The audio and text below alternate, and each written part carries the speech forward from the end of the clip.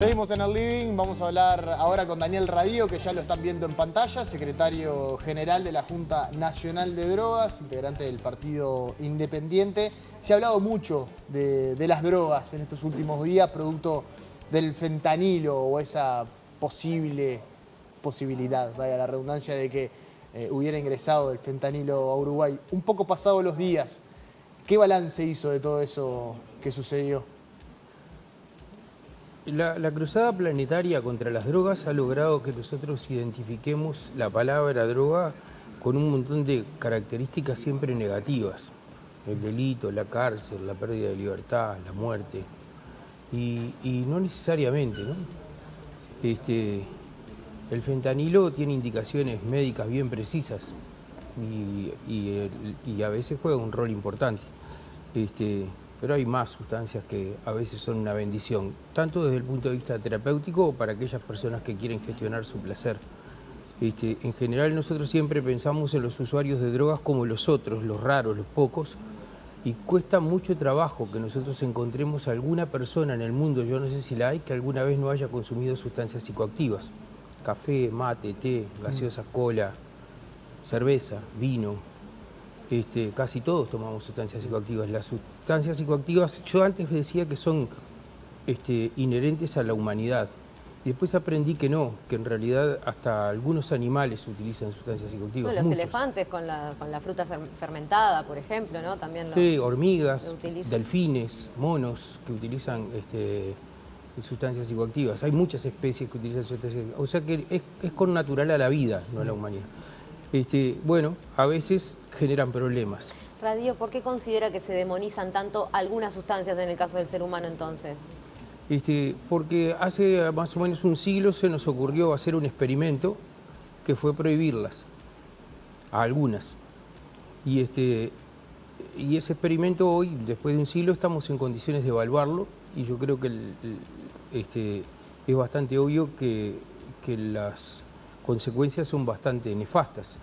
Fíjate que cuando yo decía recién que las drogas existen desde siempre, desde que existe la humanidad, las personas consumen drogas, uno podría deducir entonces que desde siempre existe eso que hoy llamamos el problema mundial de las drogas. Y no, históricamente no existía el problema mundial. El problema mundial de las drogas existe desde que se nos ocurrió prohibir. Pero una cosa es la droga y otra es la adicción, el consumo problemático de esa sustancia, ¿no? Una cosa es la droga, otra cosa es la adicción y otra cosa es el consumo problemático. El consumo problemático abarca la adicción y abarca otras cosas más. Sí. Claro, los usos problemáticos, que en general, salvo excepciones, salvo algunas sustancias, los usos problemáticos son minoría con respecto a los usos recreativos, lúdicos o formas que utiliza la gente sustancias para gestionar el placer. ¿Qué quiero decir?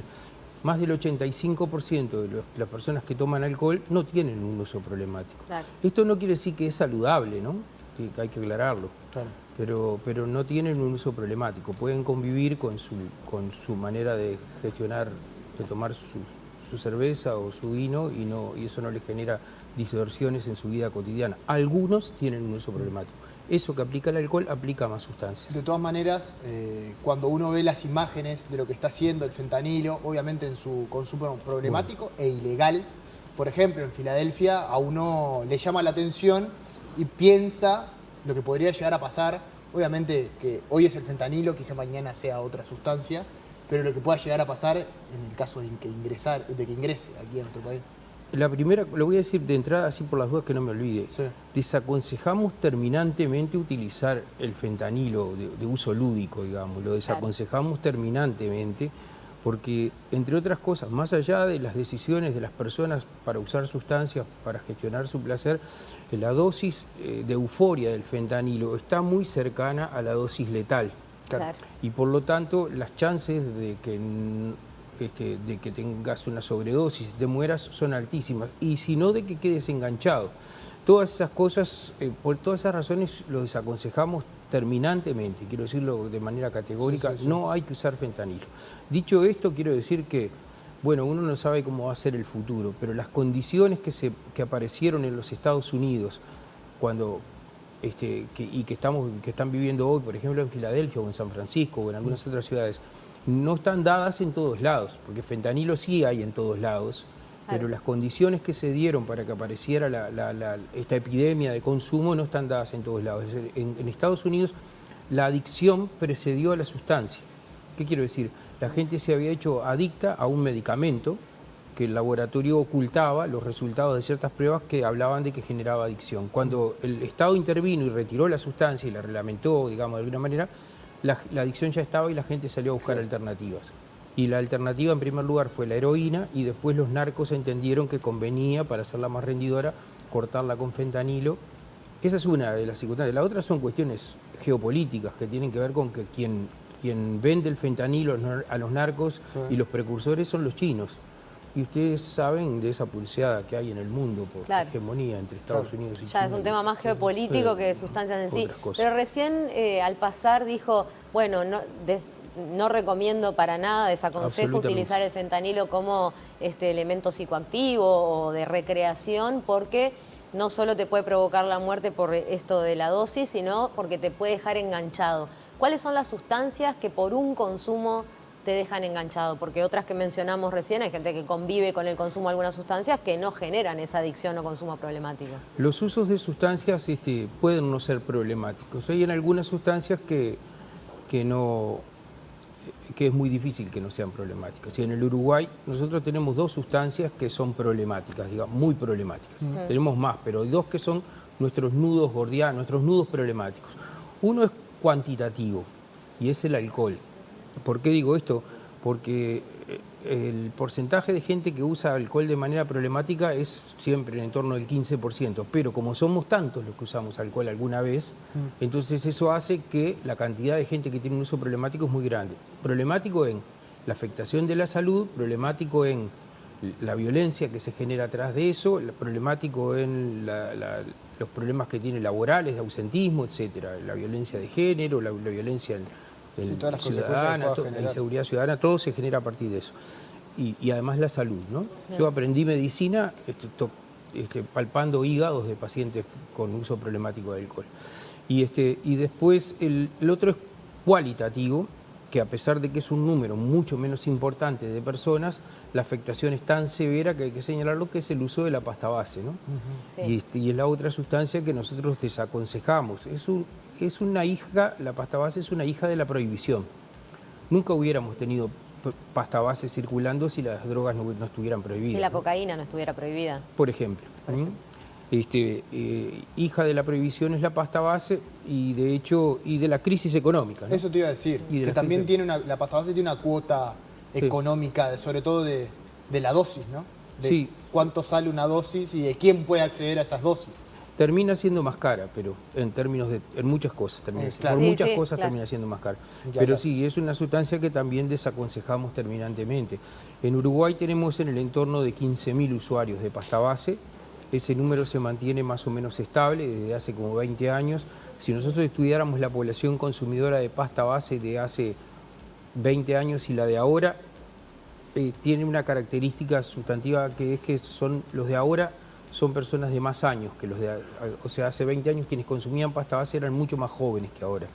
Probablemente eso tiene que ver con que en algunos casos son los mismos. Claro, con los mismos mayores, ¿no? Las mismas personas y pasaron 20 años. Le iba a preguntar. No ¿Y, todos, siempre hay un tema económico de que quien consume pasta base es porque no accede a la cocaína, o hay una adicción específica a la pasta base?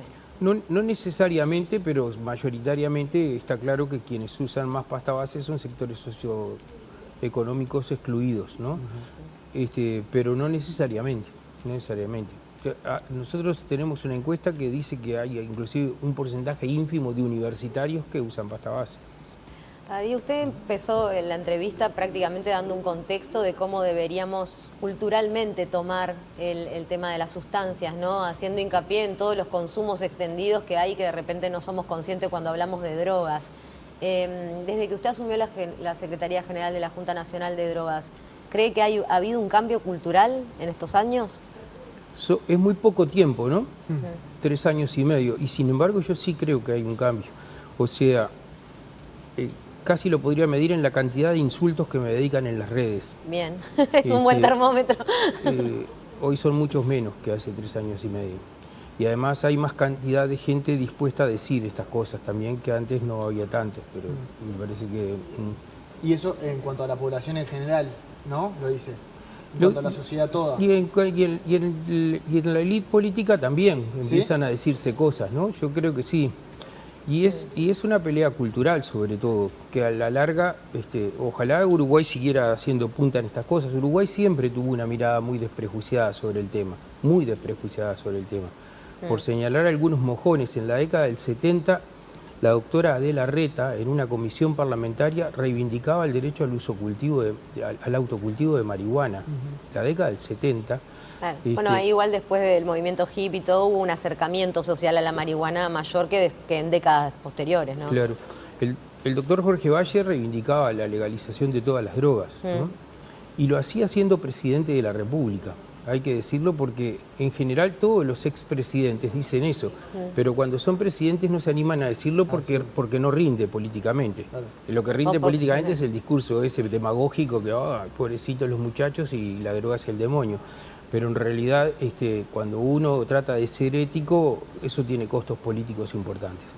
Y bueno, lo que pasó en los gobiernos del Frente Amplio, a mí no me duelen prendas el reconocerlo, ¿no? Se hicieron cosas importantes. Y las hicieron quienes me precedieron en esta responsabilidad, pero en esta administración también, yo quiero decir, primero que desde el gobierno central hay una actitud de apertura para escucharme, hay además sentido el respaldo del gobierno en algunos momentos muy importantes, y tengo una permanente circunstancia de diálogo y de intercambio, y a veces de discusiones, pero sobre todo de intercambio, con mi jefe directo, con el doctor Ferrés, que es el prosecretario de Presidencia de la República, y yo noto respaldo en estas cosas. Alejo, yo sé que querías preguntarle por política también. Sí. Antes de dejar el tema drogas, este cambio del que habla puede ser lo que haya incidido en que no haya habido tanto rechazo en los últimos días a esto de ampliar, de eliminar el registro de consumidores en farmacias. Tengo que corregir porque dije el prosecretario, no es más el prosecretario de Presidencia, ahora es el secretario de Presidencia. Lo entendimos, el ex prosecretario. No sé, me parece que es muy... tuvo muy buena recepción el planteo, me da la impresión a priori. Sí, salvo excepciones, ¿no? Claro. Pero también, ¿sabés que en general, cuando vos mirás, por ejemplo, las redes, hay argumentos y hay descalificaciones y epítetos? Si vos mirás quienes se enfrentan esto, se fundamentan en descalificaciones, en epítetos, en imbécil, en idiota. Usted busca argumentos ahí, no los encuentra, dice. No los encuentro, porque además me interesa aprender. Claro. Para ver si cambio de posición, porque una de las cosas por las que uno tiene que estudiar en la vida no es para ratificarse, sino para ver si está equivocado, ¿no? Y estar dispuesto a cambiar. Yo he cambiado tanto que no soporto ningún archivo. Justo en drogas es capaz que he estado más porfiado desde hace bastante tiempo y llevo mucho tiempo sosteniendo las mismas cosas. Pero en general cambio mucho, ¿sí? ¿Y hasta cuándo tiene para poder aplicar esto que le mencionaba Ceci? ¿Eso qué quiere decir? ¿Hasta cuándo va a estar en la Junta Nacional de Drogas, intentando de que esta eliminación de registro se pueda llevar a cabo? En principio yo estoy allí por disposición del Poder Ejecutivo y mientras el Poder Ejecutivo no diga lo contrario, yo no tengo voluntad, o sea, a mí me gusta mucho el trabajo.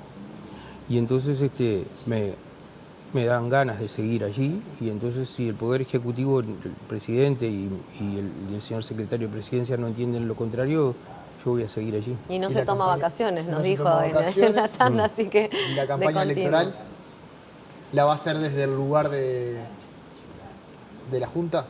Como líder de la... Bueno, líder no, pero como secretario de la Junta. Creo que sí. Si no genera eso distorsiones entre en la vida política, yo me gustaría. En general yo soy bastante...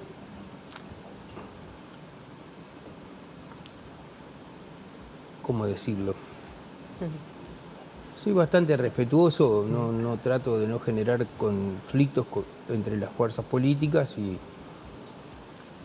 la vida y la política son mientras tanto. A nadie le propongo la solución final de nada. Y entonces, ¿Pero se visualiza en el Palacio Legislativo, por ejemplo? Me gustaría volver al Poder Legislativo, sí.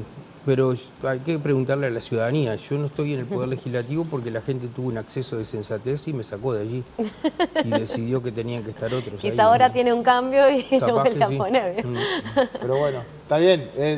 Obviamente eso estará dispuesto a lo que sean las próximas elecciones, pero también se está buscando cierta renovación. Por ejemplo, Iván Posada dijo que no iba a seguir a nivel legislativo y en ese sentido el partido está buscando un recambio, así que si usted está dispuesto por lo menos... Pero Iván Posadas es candidato a diputado, es diputado por Montevideo y yo siempre fui diputado por el departamento de Canelones. Bien. Y no estoy para cambiarme, estoy para seguir siendo candidato por Canelones. Bien. Claro, como el partido es muy chico, el que sea candidato por Montevideo tiene altas chances de salir y el que sea por Canelones no tiene tantas altas chances. Pero igual yo me parece que es grande para andar haciendo su malabarismo. Radio, le agradecemos muy especialmente estos minutos y lo quedamos para este año para volver a entrevistarlo, porque sin lugar a dudas el tema drogas y el de la Junta en general son bien importantes. Bueno, muchas gracias, fueron muy amables. Muchas gracias por haber venido. No, y en verano además que todo esto también siempre se reaviva un poco, ¿no? Por los consumos, el turismo, así que lo tendremos nuevamente por aquí.